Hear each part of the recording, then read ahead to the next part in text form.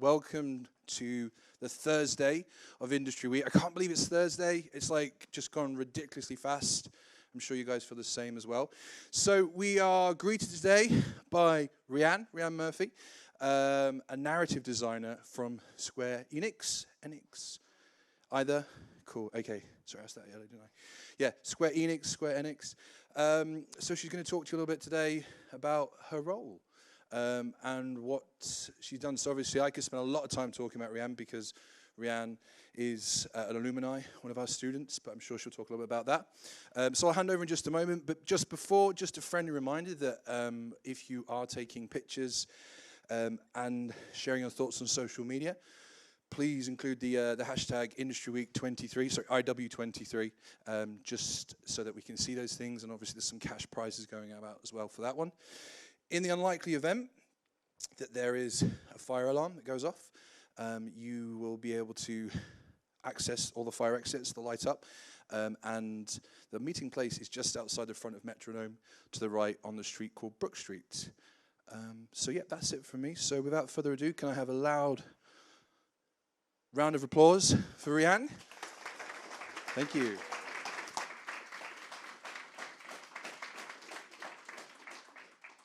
Hello everyone, can everyone hear me okay? Excellent. So, hello, my name is Rhianne Murphy. I am a narrative designer at Square Enix. Thank you so much for coming today. I'm going to be doing a talk on narrative design, as if by magic, narrative design. I'm going to talk a little bit about what the role is, responsibilities, what software you use, and if it's something that you are interested in, what steps you can take to maybe pursue or have a little investigation whether it's the role for you. So previously to Square Enix, I was a senior narrative designer at Sumo Digital, and before that, as Pete mentioned, I was at Confetti for a while, and that was maybe about 7 or 8 years ago. Oh God, I'm getting old. Okay, so let's crack on.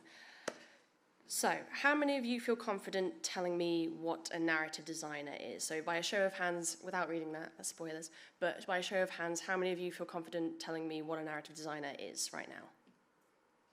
Excellent, and this presentation is going to be great. You're going to learn something. Okay, so narrative design combines design techniques with writing. You develop the narrative elements of a game using both writing and design-based skills to create a cohesive experience. So what does that mean? So let's break it down into 2 main categories that we're going to focus on today: writing and designing. So, is narrative designer the same as a writer?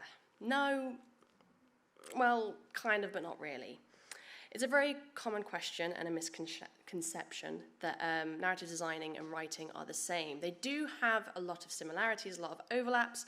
However, they do have some key differences, and that mainly revolves around the design aspect. Writers can have backgrounds of many types. You can be writers from books, you can be writers from TV, films. The special thing about narrative design having a background in writing is that you take into consideration the player, the immersion, and the interactive experience of how the player interacts with the narrative and how it is perceived. So, I was going to ask you who can tell me any responsibilities a narrative designer might have. Would anybody like to hazard a guess? Just shout out. What kind of responsibilities does a narrative designer have, do you think? Don't be shy, it's fine. I was here like 7 years ago, it's fine. Characters, correct. We kind of have a little cheat sheet here, so. What was that? World building, yes, absolutely. Dialogue, yes. Everybody's reading the sheet.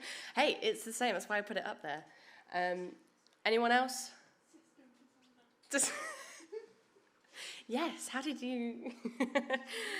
So, yeah, let's look at some of the responsibilities. So, of course, we have writing. Obviously, as I mentioned, there is an overlap with writing. I've completely lost my place, which is great. Proposing and documenting plot. So plot, early on, we are part of the conception phase for a game's plot. We draft endless ideas for how the game's story progresses, and then it's also documented. So a big part of the role includes collaborating with other designers. So as a narrative designer, unfortunately, you don't get like the big say on this is exactly how the plot and how the story is going to be, but it's a nice collaborative process with other designers and other stakeholders in the team to create something that hopefully is very good. Writing character biographies, another part of the writing process, creating the characters, collaborating with artists, what do the characters look like, what's their background, what's their key point in the game, are they a side character, a main character, a love interest, developing all different kinds of layers depending on how deep your character designs go in the game. Writing scripts, another very obvious one.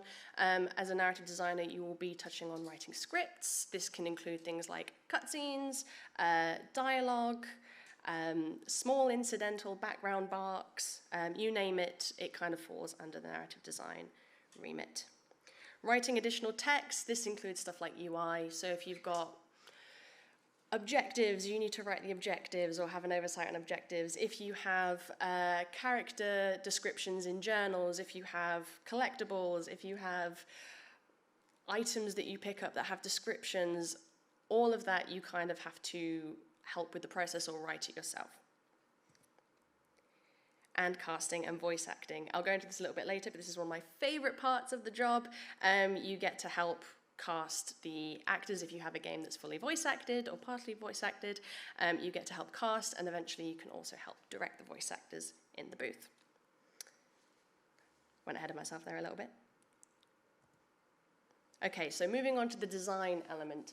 Understanding design fundamentals and world building. So I'd imagine you guys probably have some experience with designing or working in engines, even if it's like a little bit. These aspects are very important as well, so you can actually get an understanding of not only what you're writing, but how it's going to be implemented. World building can consist of things like thinking about environmental storytelling, how many NPCs are going to be in a place, what kind of dialogue they're going to have to really enhance that immersive experience. Next, we have basic knowledge of engines and implementation. So narrative designers can sometimes be heavy in the implementation side.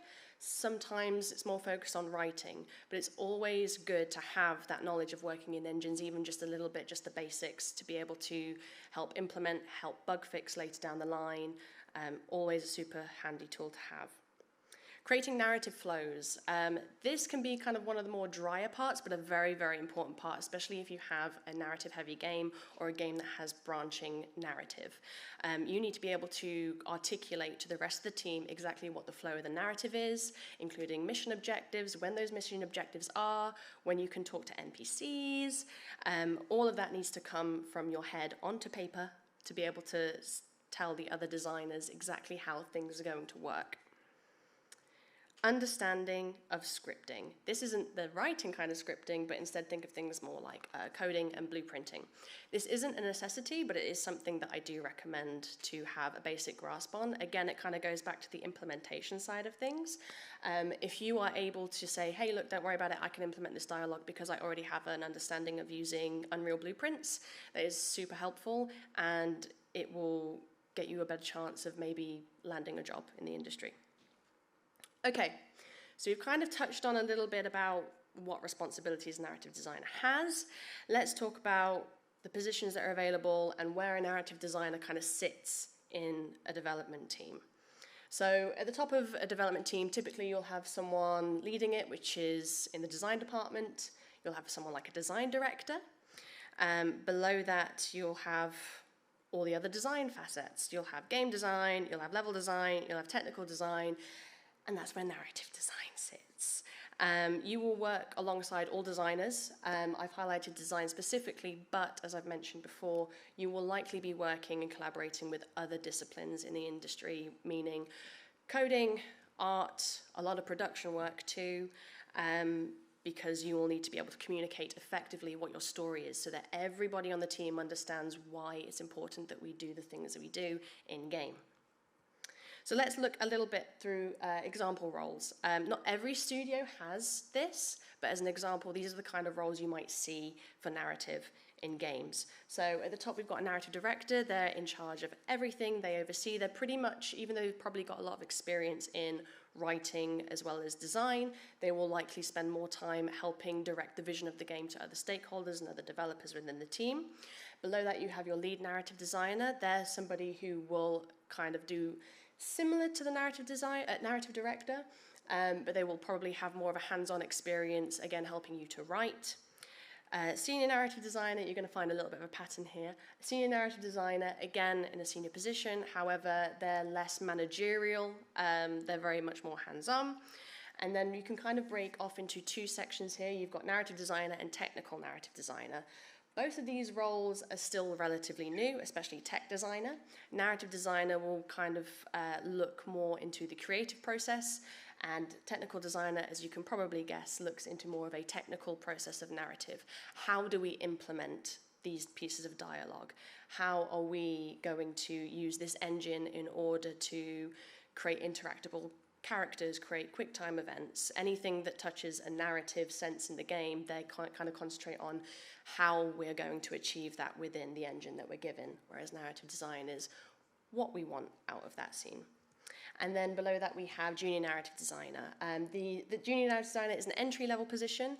You can also probably find internships as well.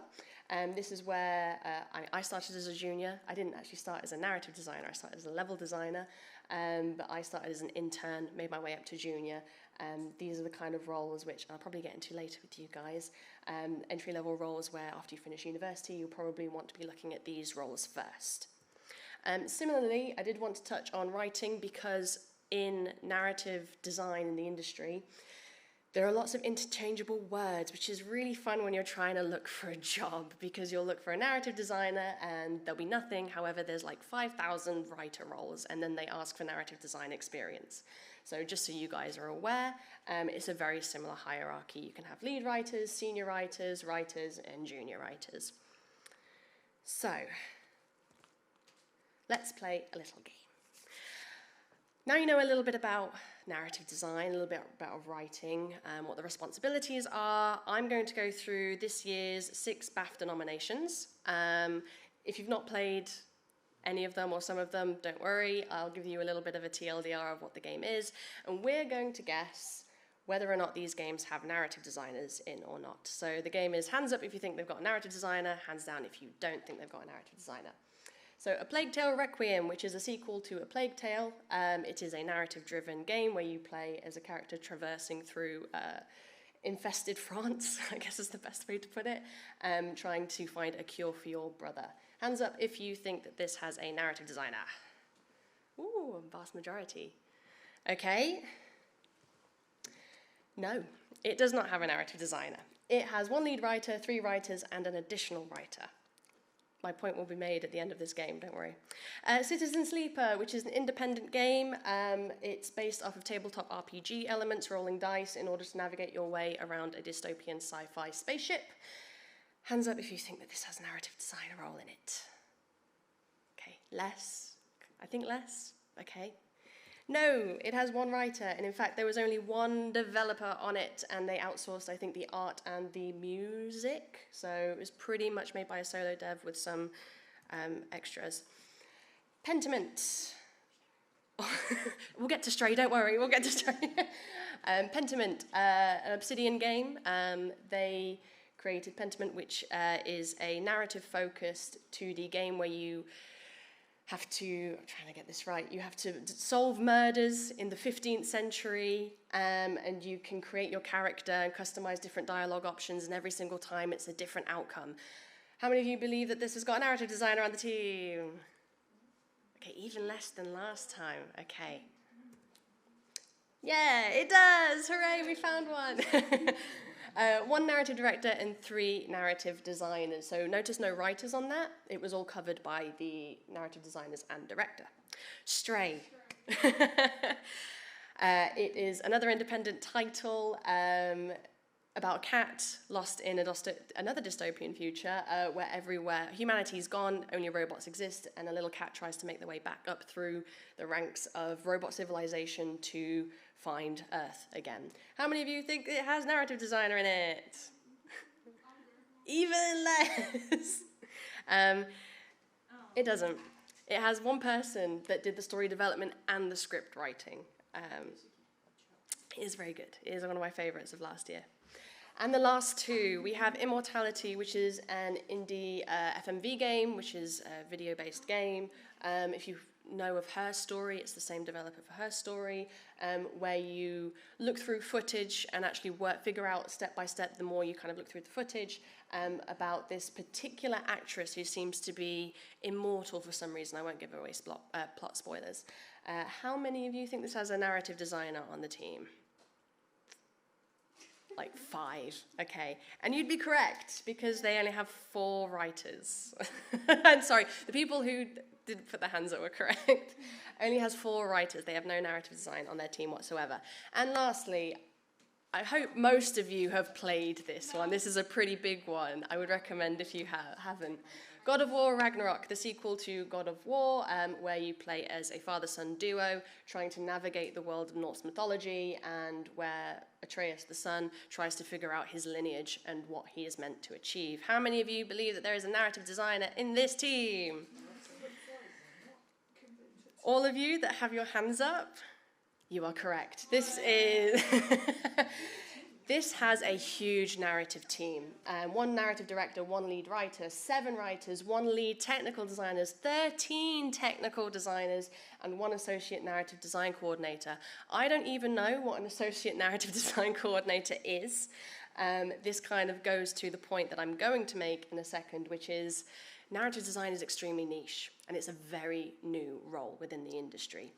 A lot of places will conflate between writing, narrative design. Sometimes you might even see the term content designer.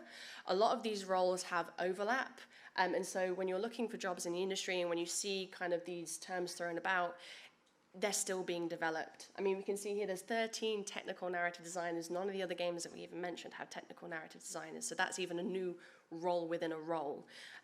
So years ago, when I was sat where you guys were sitting and we had someone come on stage at Industry Week, a developer, I think it was a QA, said to us that by the time you graduate, there will be roles that don't even exist now.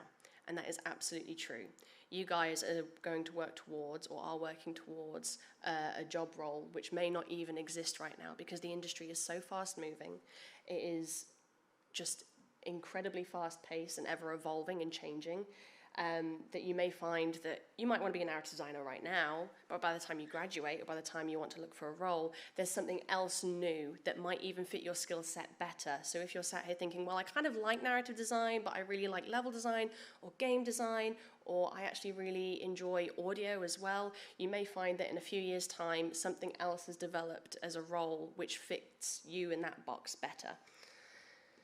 Okay. So we have a better understanding of the role, hopefully. We're now going to talk about software. I was going to throw it out to you guys again, now that we've got warmed up a little bit more. What kind of software do you think narrative designers use? Just shout out if anybody has any ideas. Photoshop, okay, interesting. Software like Maya or Blender. Maya or Blender, okay, interesting. Word, who said Word? Word, okay. Anyone else? Shout it out. Notion? That's an interesting one too. Okay. Any more for any more? The engine for the project. The engine for the project. Okay. I also heard spreadsheet down here. We're going to keep that in mind. Excel. So, I would like to introduce you now to what we class as the Holy Trinity of narrative design. Our 3 wise men, our saviors. Word, Excel, and PowerPoint. So you weren't far off. I feel like you were trying to meme it a little bit, but it's actually true. There are more developed software, which we'll go into a little bit, but to start off with, honestly, most of my day is spent revolving around these 3 pieces of software. And I know it doesn't sound exciting, but it is part of the role. Word, you can probably guess, is used for things like traditional scripting, for writing down plots. Excel, believe it or not, is kind of used later in the process when we talk about things like dialogue. So we'll touch on engines next, but when we look at trying to implement things like dialogue within engines, we need a table of how are we going to implement those dialogues? How are we going to implement those lines? And that table is created using something similar to Excel. It is very dry, but it also is very therapeutic in my opinion, because I get to like just shut off, put on a podcast and just type for hours. And lastly, we've got PowerPoint. PowerPoint is very, very useful because of how you can present your story.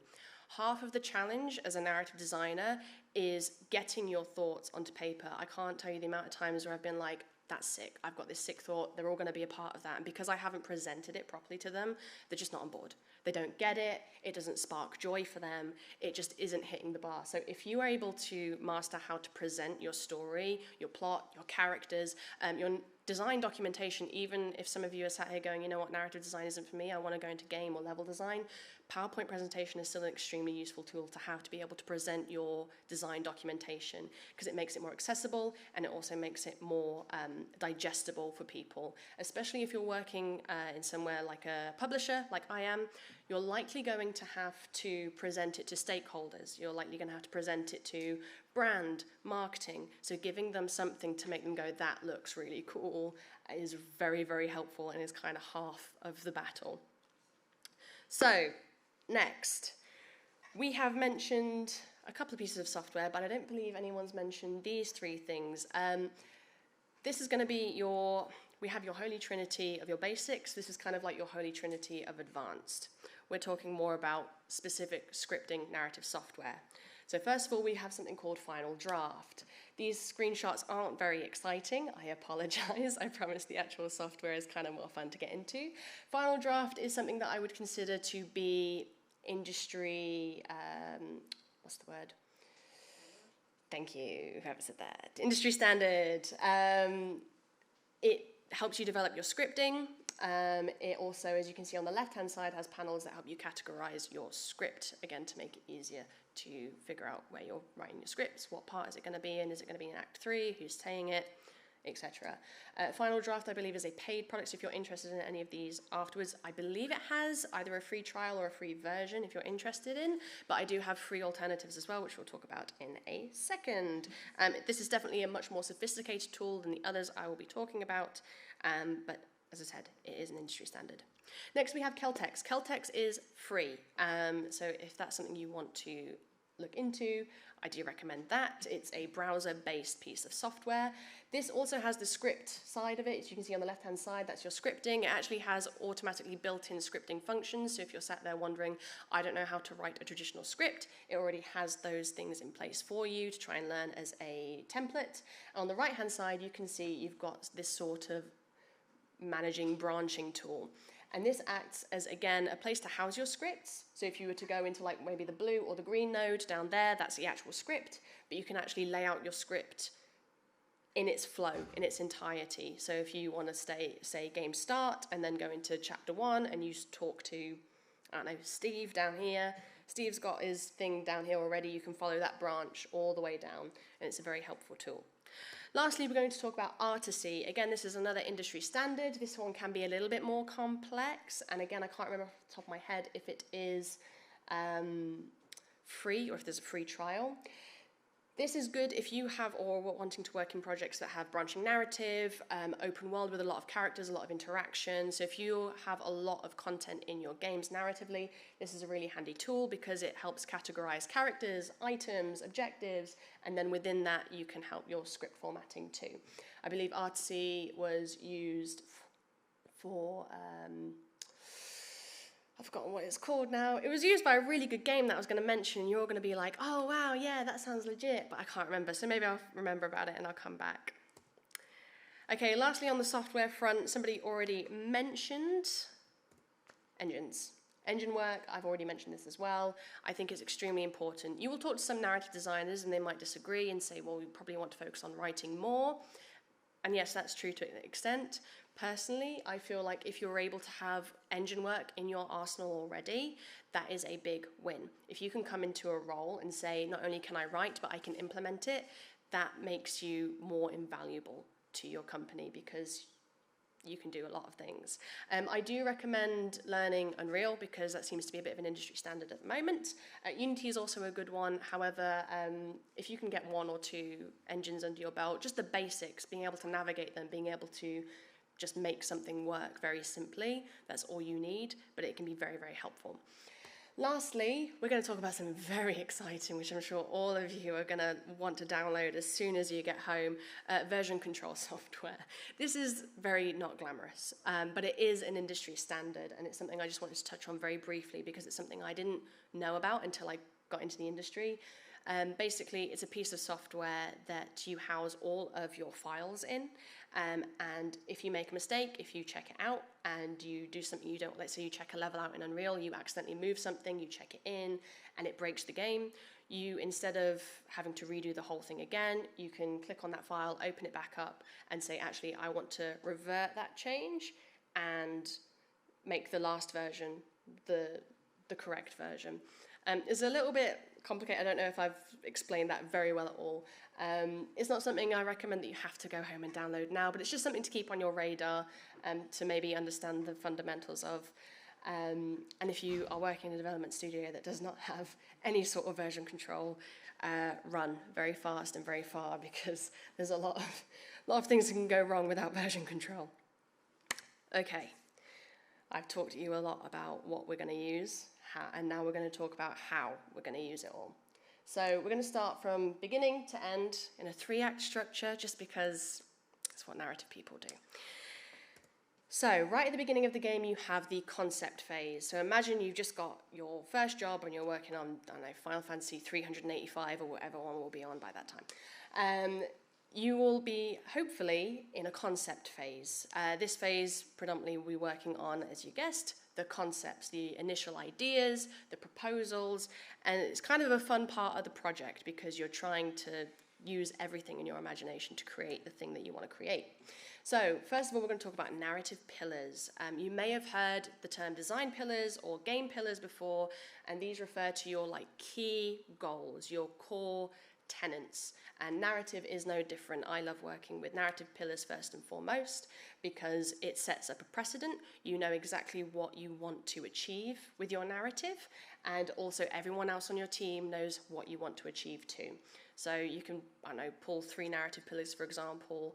I don't know, I might use God of War as an example. I don't know the narrative pillars, I'm just making this up, so don't quote me. You know, they might be a highly emotional experience between father and son bonding. They might be Norse mythology, and they might be everything is coated in a narrative wrapper. So it sounds like 3 basic things, but it just means that everything that you make, everything that you write, everything that is designed, you can come back to those narrative pillars and say, does this achieve this? Am I achieving what we want to set out? There we go. Next, we want to mention the writing tone. So before we even start writing, before we even start making scripts, cutscenes, we want to decide what the tone is. Thinking about references. Are we making a Western sci-fi? Are we making a modern-day slice of life? Are we making a high fantasy comedy? What tone are we wanting to write in? Because if that's all over the place, that's when you're going to get really messy dialogue. That's when you're going to get really messy identity of a story, and that really doesn't help with trying to nail your narrative pillars, and also your audience can get really easily lost with your story because they can't figure out what they're meant to be looking at, what are they enjoying, what are they listening to. Plot outline seems like a very basic one, but yes, this is the part of the process where you will collaborate with your other designers and try and outline a high-level to mid-level plot. You do not at this point have to have everything planned out, but you have to have a sense of we're all on board, we know what this story is going to be, and we know who's in it, which leads me on to character biographies. Again, a super fun one, and you can probably guess what this entails, but we're talking about specific characters, key characters, side characters, basically any character that's going to touch on that golden path of the story. We want to try and exactly figure out who those characters are so that we can move that pipeline along to artists and make sure that we get the character concepts on the way and make sure that we get the character models on the way. So that's an early point where you want to kind of consider in the concept phase. So we've got all of those. We know exactly what kind of story we're going to write. We know the characters in it. We have got the tone. We know the narrative pillars, what we want to touch upon. Then we get into full production phase. This is very, very hectic. You will, in the production phase, likely change things from the concept phase. You will iterate upon iterate upon iterate, because the more you get into the weeds of things, the more ideas spring to mind. You might think that you have your exact plot by the end of the concept phase, and then a mission designer goes, hey, I've got a really cool idea for a mission, and then you go, oh, you know what? Let's make them a lead character, because it's going to make this bit more exciting, and you'll just come back and iterate. It can get messy, but it is super fun. In this concept phase, you will then start writing these scripts. These are scripts for things like cutscenes, for dialogue, for ambient barks of random NPCs that are going to be walking behind you. These are all developed in the production phase. We have casting and recording, which is my favorite bit. You will be able to develop and design a character, or off the back of character biographies, a casting sheet.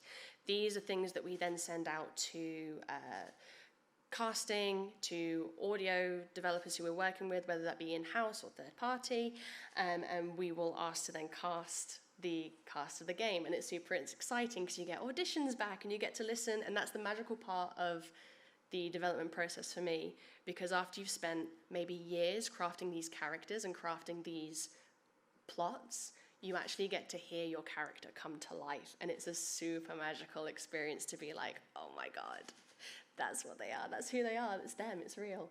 And then you'll go on to help record, and also sometimes you'll be able to help direct in the booth, especially if it's content that you've written. Typically you might be there to help facilitate. There's maybe a director already there, but you'll be there to help facilitate your writing, because obviously you know what's meant to happen, you wrote it, so it makes the most sense. Next we have implementation. I've kind of already touched on this, but yes, this is the part of the phase where you will be able to implement, either work in Engine, work in Excel, start getting all of the bits you need to actually put it into Engine and start making it real. And lastly, locking content. So this comes at the end of the production phase. Everything you think has been implemented, more or less, and you need to start locking down content. That means no more iterations, no more new characters, no more new dialogue. There has to be an end somewhere, because it's very easy to keep going if you've got ideas. The whole little yes man in the back of your head sat there going, but this would be really cool, and you have to tell no, no more. Okay, now we get onto the finalizing phase. Everything's kind of relaxing a little bit, but maybe your release is within sight. So we need to start just dotting the I's and crossing the T's. Bug fixing. You will be a part of bug fixing. I'm so sorry in advance. It can be quite stressful when you wake up in the morning, you open your whatever management tool you have, and you find 65 bugs in your inbox, and you ask why. I haven't touched anything. You will be a part of that. It's typically a lot of dialogue stuff. You open up Excel, you look at what line's missing an ID, and you type it back in. But hey, it's got to be done. Editing content. You will find as well, even though you've locked content, there's sometimes things that have been missed, or sometimes things that don't make sense. So you kind of have to go back and do that one final edit to make that line make sense. Maybe remove a line because you've had to cut a mission out, so then a character saying a line doesn't make any sense anymore. So tweaking, fine tuning. Pickups. Now, I know I said we lock content, however, there always needs to be a contingency for pickups. Pickups are recording. So if, for example, you've had a last-minute idea for a collectible, or you've had to make a change to the name of a character for legal reasons, there needs to be a certain amount of time to allocate to be able to get an actor back in the booth and say, you can't say Steve anymore, it's Tracy. I'm making these names up, sorry. So you get the actor back in the booth, and now every line that says Steve now says Tracy. It's just one of those things you have to prepare for just in case. And lastly, I will mention localization. Narrative design kind of dips their toe into localization a little bit, but only so much as being able to pass over documentation, make sure that everything is locked and ready for localization, because again, once you lock that content, you need to give localization a good amount of time if they are voice acting in another language to be able to take your script, translate it, and then get those voice actors in Brazilian Portuguese, in Chinese, in French, German, any language that's going to be translated into the game. Okay. So we've learned a lot so far, I feel like. I've got some nods down here. I hope we're not going to sleep. I'm trying my best to keep you guys engaged. So we know a little bit more about narrative design, what the role is, what we use in terms of software. Some of you might start, and I can see that yawn. Don't worry, I'm trying to go as fast as I can. So now we're going to talk about, well, if you're sat there and you're still interested, hopefully some of you are, it's okay if you're not, but if you are, this might be something you want to do. So where do I go from here? Developing your own writing and design skills is a must. I've already spoken about that. Creating a portfolio to showcase those skills. Play and analyze a variety of narrative games. And of course, the last thing is to apply for jobs. So let's go over some of the writing skills that would be super handy for you to go away from this session and maybe start thinking about or start picking up. Learning traditional script writing format. If you apply, I'm going to be very blunt here, but if you apply for a narrative or a writing role within games and they ask you, typically they might ask you to do a writing test. If they ask you for a script and you do not write in a traditional script format, your script will just go in the bin, or your application will go in the bin. It might be a very good script. You might have amazing characters, you might have amazing conversational flow, but if it is not in that format, it's going to be thrown in the bin, because it is just a standard across the industry. It's something that everybody will recognize. If you hand it to a casting director, if you hand it to the cinematics team, an animator, they will know exactly what they're looking at. So I please ask you all to go home and learn how to do a traditional script writing format, because it's essential. Writing dialogue. Dialogue can be one of the most difficult parts of writing because it can often sound wrong. It can often feel forced. It's something that dialogue is organic, and if you can't nail it feeling like it is organic or is coming from a real person, then it will sound bad.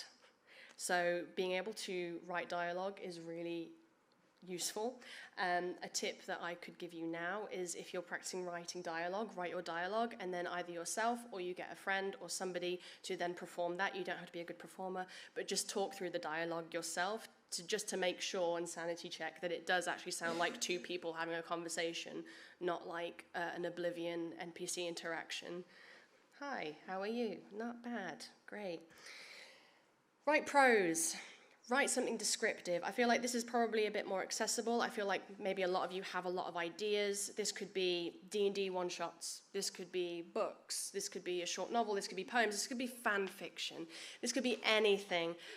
Hey, a lot of writers, a lot of narrative designers have started in fan fiction. I'm just saying, I have no judgment here. I've all been there.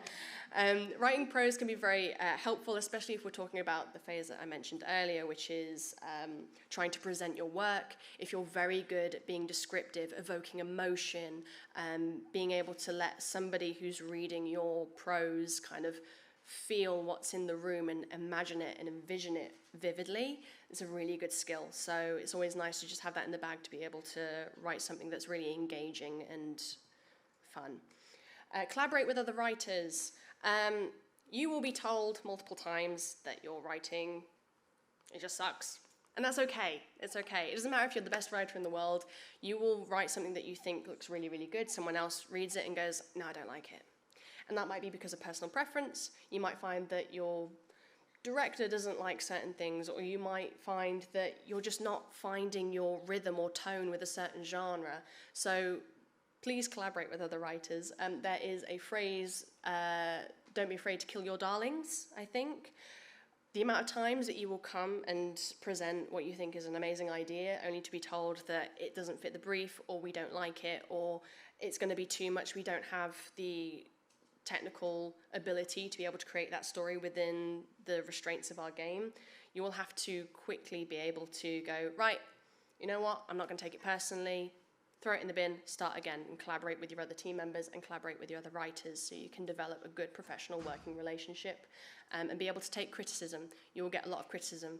Don't take it personally. We're all here to make games. Read, play, and watch a variety of media. I love high fantasy things. I will binge play anything that's tabletop RPG related. I will watch sickening amounts of Critical Role, Vox Machina, whatever you think of high fantasy, I've probably seen it. However, you might not end up writing those types of genres if that's your favorite genre.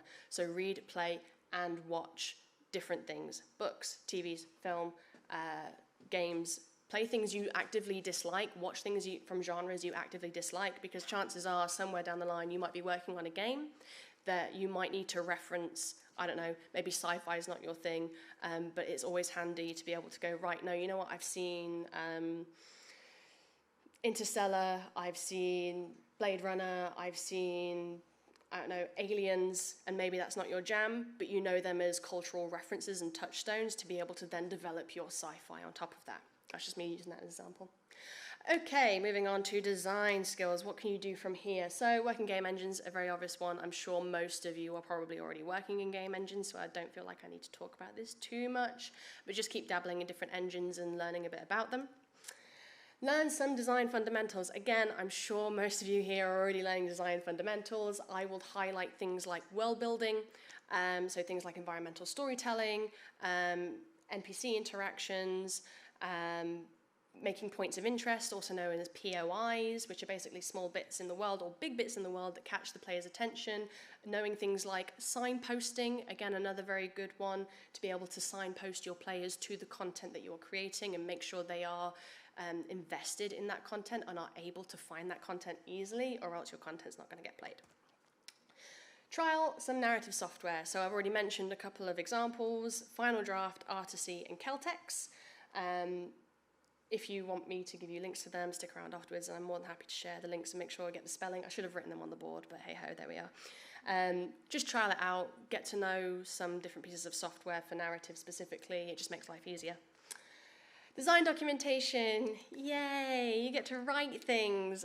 Different to prose and script, it's a little bit more dry, but again, being able to fine-tune your skills in knowing how to present your designs, your creations. So think of things like make up a mission, for example, or an objective, and start laying that out, and so you can give that to anybody here in the room, and they'll be able to read it and go, I understand what you mean. On the other side, if you're thinking more technical narrative design, write design documentation about how you want certain things to be implemented. An example maybe, I'm going to use God of War again because it's a personal favorite of mine of this year. They have all the boat scenes, for instance, where Kratos and Atreus will get in the boats and they will go downriver and they'll tell a story. There's a lot of design elements about that that make that very special, and there's a reason why a lot of games didn't have that until then, is because it's very technical. Think about how you're implementing your narrative, using maybe that as an example, and lay out how you want to implement it. Well, I want there to be a trigger conversation on entering the boat, and I want there to be a 30-second conversation per person, and then when they exit the boat, I want that conversation to stop, but it will play a specific clip, so it organically ends the conversation, and then I want it to save the conversation, so then the next time you get in the boat, it continues the conversation. Being able to lay out those things, again, super helpful. Lend your skills for writing interactive mediums. Basically, go ahead and play game jams. Make game jams. We'll play them as well. But go ahead and make game jams. Go ahead and make personal projects. You can use something like Twine. If you guys haven't heard about Twine before, Twine is a browser-based developing tool. It's basically like a text-based adventure tool where you can just write text-based adventures. Just kind of put yourself out there. Look on Reddit threads, join Discords, and just ask if anybody needs any writers or anyone to even edit for them, in terms of if someone else has written their game, offer to edit the scripts for them, and just kind of put yourself out there a little bit. So we've got skills. We know exactly what we're going to do. We know what we want to do. We know the software we need to do, and now we need to make a portfolio. Making a portfolio is the most important thing you will do to get into a job. I'm going to be very controversial here. I'm sorry, Pete. It's probably more important than your degree. Don't kill me. Or your qualification. If you cannot demonstrate in a portfolio the things you have learned here and now, there's no point.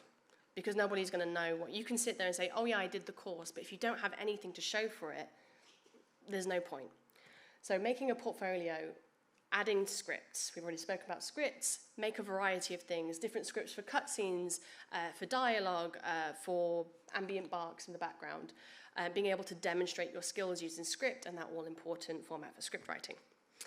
Prose excerpts. I don't recommend putting in like a 50-page spread of your Sonic fanfiction on your portfolio. However, what I do recommend, if you do have prose that you're really proud of, maybe you have gone and written a short novel, maybe you've written a book, which is fantastic, maybe you've written a D&D, either one-shot or a full campaign, where you've got like a specific part that's like really good and demonstrates a lot of abilities, just put an excerpt, don't put the whole thing. No one's going to read the whole thing, as lovely as it is. An employee is not going to sit there and read 24 pages of why Sonic loves Tails. It's not going to happen. So just do a short excerpt just so we can get a taste of what your writing skills are. Game demos and videos. I should have put this at the top because for me this is most important. Writing is one thing, and that's great. Being able to implement that in a game format is even better, because not only is that demonstrating your ability to write, it's demonstrating your ability that you know how to format that in an interactive experience. You writing a book is different to writing something for a game, because you need to take into consideration how the player is going to interact with it. What emotions are they going to feel whilst playing in that part of the gameplay? Just writing in a book isn't going to have that same effect, although writing in books is fantastic, and I'm not slagging it off at all. But if you have any game projects, if you've written in any game projects, if you've written dialogue in game projects, put a video of it first and foremost, so just a clip, because that's the most accessible way someone's going to be able to look at your work. Demos second. Again, demos are lovely. However, if you're putting your portfolio on an application, the likelihood is that whoever's looking at your application won't have the time to download your game and then play it and install it. It's just a lot of steps. Removing those steps, so it's very easy for someone to just click on play on a video, on an unlisted YouTube video of your walkthrough of your game, is very helpful, because then we get to see it being played, it's in its best format, and you get to polish it up, so there's no risk of someone opening up and there's bugs straight away because they've got an old version of Windows or anything like that. So I highly recommend that whatever projects you do, you make some sort of video walkthrough so that you can experience it firsthand. Design documentation, we've kind of already spoken about this, but examples of your design documentation is also very helpful. Again, I'd recommend maybe smaller excerpts or smaller pieces of documentation. People aren't going to read like a 50-page GDD. It's just not going to happen. It's lovely, but it's not going to happen. Links to your work being played. If you make a game and you manage to get it into the left field collection for EGX, if you demo it at EGX, if you are able to make it into the BAFTA junior developers and it's showcased, link that. Brag about yourself a bit. It's okay to be humble, but do brag about your achievements if you're demoing your game, if you get people to play your game. It makes you look like you're more invested, and it also looks very professional. Okay, analyzing existing game narrative. This is something that you can do and probably have already done already. Play a variety of games, very similar to what I said earlier about playing, reading, and watching various things. Play a variety of games. Play games that you actively dislike, because what's important is that you analyze why you don't like it. Just as important as it is to analyze why you do like your favorite things. And it's not just a case of, I don't like it because it is a shooter, or I don't like it because it's a walking simulator. Why don't you like it? Because it's a shooter. Does it experience a form of narrative dissonance? You're not connected with the narrative. Does it have bad writing? Keep delving more into why you don't like it and why things are good. The more questions you ask why, the more layers you're developing, the more you're kitting yourself up for the things you want to do and the things you don't want to do in your own work, and how different games have approached different ways of exploring their narrative. There you go, I went ahead of myself. Why? There you go, I've already gone ahead of myself. This is kind of a controversial thing. It sounds very artsy-fartsy of me, but I do believe it. Games are art, and art is subjective. You will not find one game that everybody likes. It's just not going to happen. Games have different meanings to different people. Some games that tank also have a very soft spot for certain communities. Some games are cult classics and have very niche interests. So just dive into that. Don't be afraid to like things that aren't necessarily overall liked because they have a bad GameSpot score. Also on the opposite end, don't feel like you have to like something because it's getting 9s and 10s on the reviews. Everything has its pros and cons. So we've done all of that, and now we're ready to apply for our first job. Don't be picky with where you apply. When I was where you guys are right now, a lot of us were very much like, I only want to work at AAA, or I only want to work in London because that's where the indie scene is. These are great aspirations, but don't limit yourself to those aspirations, because you'll find it's very difficult to land on your feet first time. Go for studios that you might not even have considered in the first place. Go for studios that might have only released games that maybe you're not too into. Maybe you don't like mobile games, but it's always worth throwing out applications to places that have applications open. Getting your foot in the door is the hardest part of getting into the industry, because it is extremely competitive, and if you want to get into narrative, it's a very niche pool. There's a lot of people for very small amount of jobs, and that's not meant to scare you. I just feel like I wouldn't be doing you guys justice if I didn't tell you the truth, and the truth is it's very difficult to get in. When I graduated, it took me 6 months and over 70 applications, and that was like across the country and some even abroad before I landed my first internships.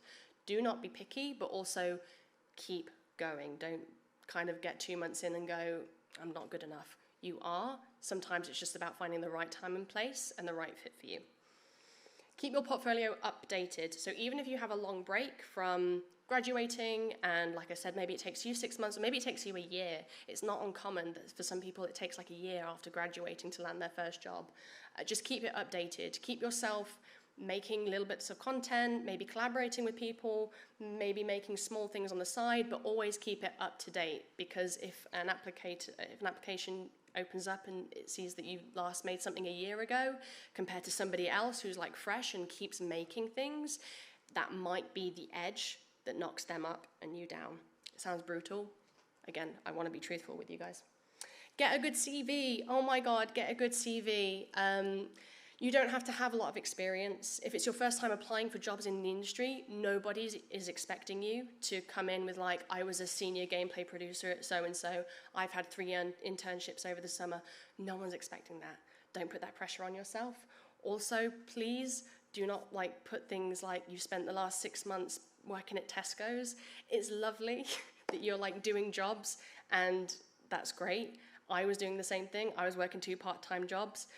Keep it professional. If you don't have any specific experience on the experience section, talk about the projects that you've made. Talk about the university projects that you've made, instead of saying, I'm currently working at so-and-so at retail, I'm currently working doing bartending. Keep it relevant to the role that you are applying to.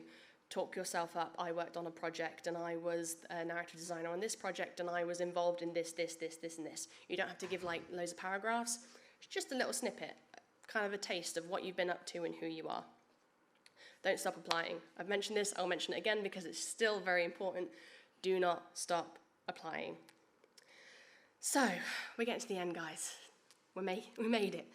To recap, what you can do right now after you leave this, and maybe you still might want to be a narrative designer, maybe I've put you off completely, and for that I am very sorry. But over the next week, you can look at things like analyzing your narrative games. You can look at things like researching the scripting format. You can look at things like additional reading. I have at the end of this presentation a list of additional reading, which I feel like is helpful if you haven't read some of those. That might help.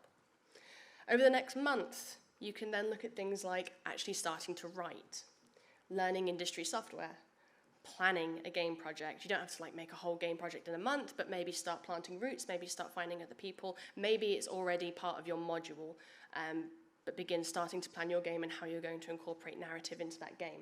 Some of it might not be a lot, it's okay. Narrative games do not have to be sprawling sagas. They can be, like Stray was, a short 4-hour experience with no casting, no dialogue apart from written dialogue. And then over the next year, long-term goals, making that game project, creating your portfolio, and of course, applying for those jobs. I'll say it once, I'll say it again, maybe this is the 3rd time. Don't stop applying, don't be disheartened. It can be really crap, but I promise you that there is a role out there for all of you if you have your heart set on wanting to be in the games industry. So, thank you very much for having me. Thank you for putting up with me over the past hour-ish.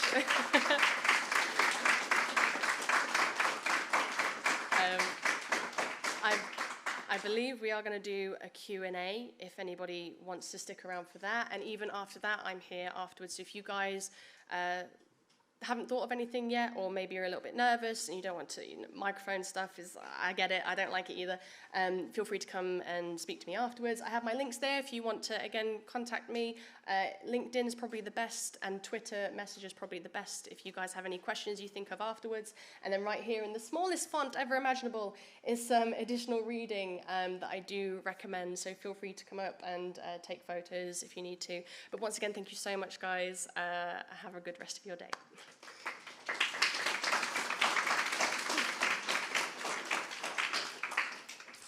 Yes, hero's journey. Oh, I mean, is it overdone? Yes. But do you need to read it to understand that it's overdone? Also, yes. I always remember those moments where you'd sort of come into session and start showing people how, like, the hero's journey was like, you had Star Wars that was basically Harry Potter. It is Star Wars, yeah. Yeah, Harry Potter, Star Wars, even The Lion King, isn't it? It's all... Yeah, well, Lion King was based off of Shakespeare. That was... thank you. Yeah. Yeah. Sure. So even that dates all the way back to Shakespearean writing. Yeah, so even Shakespeare was doing it. Even he was doing heroes. Yeah. Wow, there you go, guys.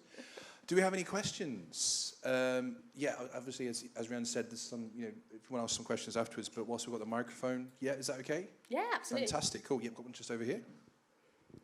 What is, like, a good time to get into the industry? Like, say, should I wait until I finish all my education and everything, or should I get, like, an internship during... Ooh, good question. Honestly, the best time is the time that feels right for you. Some people may find that they finish all their uni first and then they feel prepared because they've had enough time to build a portfolio, get their website up and running, all that jazz. But honestly, I started applying before I graduated. I think I applied like the moment I submitted my last, whatever it was I did, the last thing I did. But I submitted, and the day after I was like, right, I've done it, lads. Let's start applying. Let's go. So it's whatever time feels appropriate for you, even if, and again, I'm sorry, Pete, if this feels like I'm going, oh, ignore education. Even if you kind of get maybe 2/3 of the way through your education and you're like, you know what, I'm just going to try. See if there's an internship that will have me. Go with your gut and kind of don't be afraid to even throw things out there and then decline them if you don't feel like that's right for you as well. I hope that answers your question. Thank you. Nice one. Yeah, I think one of the things that I sort of try and communicate just on, because we mentioned it a couple of times, about the kind of the education, university, it's very much, I try and give people that scenario of where if they kind of manage to get themselves an interview for a job, the kind of what they're really going to be interviewed for is the person's in a roundabout way saying, why should I give you this job? Why are you the right person for this job? And, often the kind of default response that people might have in their minds is because I went to university to study games. And the person then sort of politely points to a pile of papers next to them and says, so did all of them. So, I mean, the reason we talk about that is basically what you're saying there as well, in terms of it's great to have that university education because you've learned things and experienced things from it, but you really need that portfolio to set you apart. Is that, would you agree? Is that? Yeah, absolutely. If you go into an interview and you say, oh, I've been to university, that's why I should have this job, it's not going to go down well. Sorry, it's not going to go down well. I've interviewed people before for internships in design, and they've come out with like weird things. Like all you have to do in an interview is like a hot tip. All you have to do in an interview is be yourself, be polite, be kind, and then just talk about why you're passionate in games. As an internship, that's all we're really bothered about, is that you have the basic fundamental design knowledge, and obviously if you're going for narrative like writing and stuff. But I've interviewed people before, and I had this guy come in once, and we asked him, we have like a set amount of questions. This is before Square Enix, and I asked him, so as an example, let's say you've worked a lot of time on a particular level or a piece of content, and you give it to your director, your lead, whoever, and they say, for whatever reason, because we can't fit it in the scope or because we're going in a new direction now, we're going to have to cut that content, or we're going to have to massively change that content, like all your work. How do you respond? And now the smart answer is, well, hopefully I would have spoken and communicated with my team before it got to that point, so I was able to make those changes before I did all that work to then go, ta-da! I was able to collaborate with my teammates so that we were able to iterate on it. That's the smart answer. This guy said, well, it depends if they know what they're talking about. It's like, okay. Well, and I was like, oh, well, give him the benefit of the doubt. Or what do you mean? Like maybe, I know, maybe he's a bit nervous. And he was like, well, you know, if it's an artist, they don't know what they're talking about with design. I was like, okay, don't do that. Please don't do that. Yeah. Yeah, so. Okay, cool, lovely, thank you. Any more questions, guys? Cool, just over here. What sort of courses do you have to take to go further into narrative design? So I only took the Confetti course. I didn't take anything else after Confetti. I did like my bachelor's, so back in my day, foundation degree was the only thing Confetti did. So I had to do a top-up year at Montfort in Leicester, I think, to make it my bachelor's.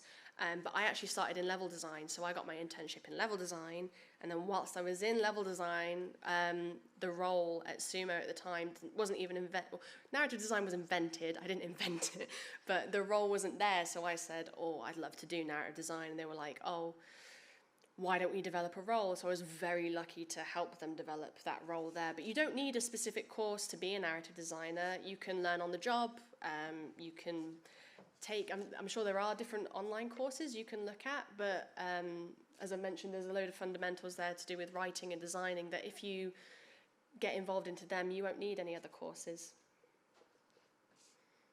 I hope that answers the question.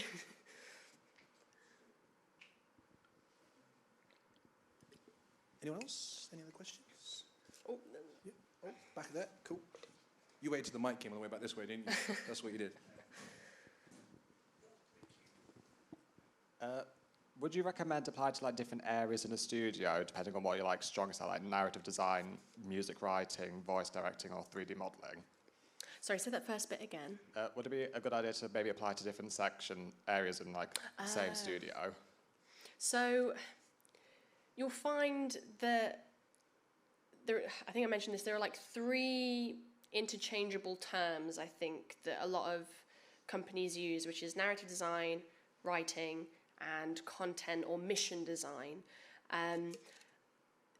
They are the roles that usually house the most narrative freedom, in the sense that they are the roles that will have you writing the most, developing characters, helping outline the plot. It may be that you find that there are other roles when you apply that kind of spark or pique your interest. Feel free to apply to those roles if they really interest you. I would say if you're looking specifically for narrative, maybe keep an eye on the description more than anything else, but those are the 3 main terms to look for. If you fancy giving another role a go, then by all means, and then maybe progress into other things, but don't go into one role expecting to then change later on down the line. So for instance, if you were to apply to be a game designer, don't go in with the expectation of becoming a narrative designer, because it may be that that company doesn't have narrative design, or they already have a narrative design team, and so you're kind of stuck in that role hoping to move forward, and there's no room for you to move. So just keep that in mind as well.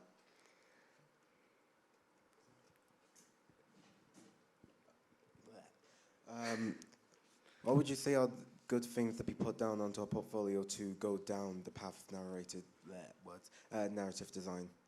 I would first and foremost try and inject narrative into your game projects right now, and make that a front and center, so you're able to demonstrate, like I said, with the video stuff, to be able to have a little demo of your game, like walkthrough of your game, to highlight maybe it's script that you've written, maybe you guys make a cutscene, maybe you guys do like ambient dialogue or barks within for your NPCs. That to me is the most important part, but next to that is probably little examples of your writing, like the script formatting and the prose is probably the next on the list, because you're likely, for narrative roles, that you'll likely get asked to do a writing test as part of your application.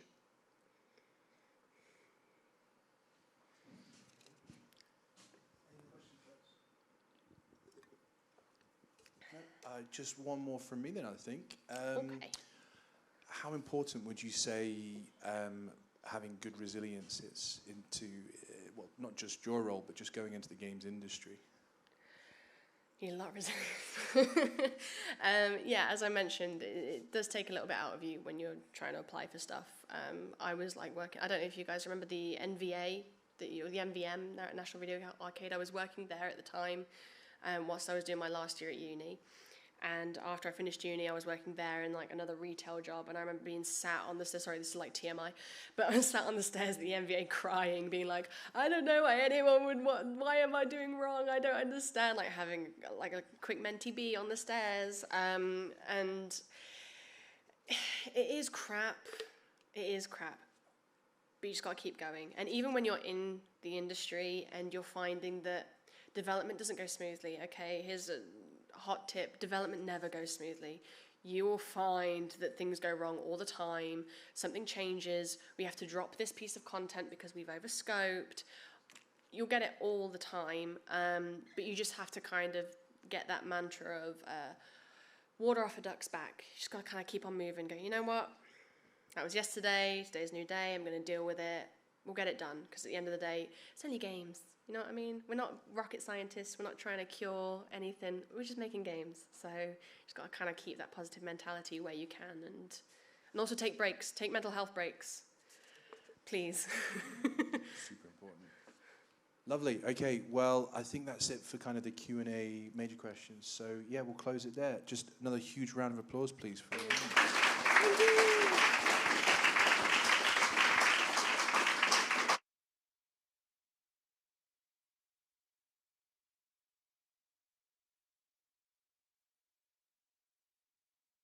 way that you came.